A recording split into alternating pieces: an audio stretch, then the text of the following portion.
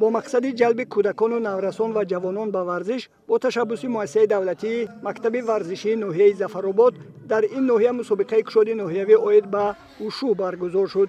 در این چهاربینی ورزشی بیش از 150 نفر ورزشکار از شهر و ناحیه‌های ولایت سوخت اشتراک کردند.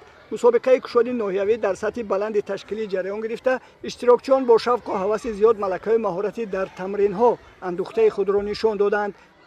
مقصد به گذراندن این مسابقه جلب کودکان، نورسان، بانوان، جوانان و طرز حیات سالم می باشد. مورد به ذکر است که نمود اوشو سال از سال در شهر و ناحیه‌های ولایت سوخت رشد و نمو یافته ایستاده است.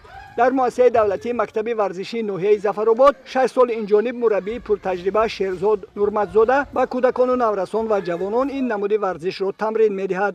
در طول این سالها ورزشکاران پرتجربه این ناحیه بهروز نورمتوف، جورابک رستموف، عظیمجان اسلاموف، خسرو سنایف، احرام امتزاده و ده‌ها نفر دیگر به مانند اینها در مسابقه‌های با نفوذ بین المللی اشتراک نموده به دستاوردهای ارزنده مشرف شدند که این از نتیجه فعالیت پرثمر مسئولین ساحه ورزش ناحیه شهادت می‌دهد. سال جاری 2 نفر ورزشکار ناحیه ظفرآباد برای اشتراک در چمپیونات جهان عاید به اوشو که در جمهوری مردمی چین برگزار می شود آماده گردیده ایستادند. مربیان این نمود ورزش در ناحیه ظفرآباد باوری دارند این ورزشکاران در این مسابقه با نفوذ اشتراک نموده ملکه مهارت خوب نشان میدهند و پرچم کشور عزیزمان را بالا میبردارند. امروز در ناحیه ظفرآباد در مسابقه اوشو سنده برآمد کرده کمر را به دست آوردم. حنیفام 3 نفر بودند. در مسابقه جای اول را گرفتم.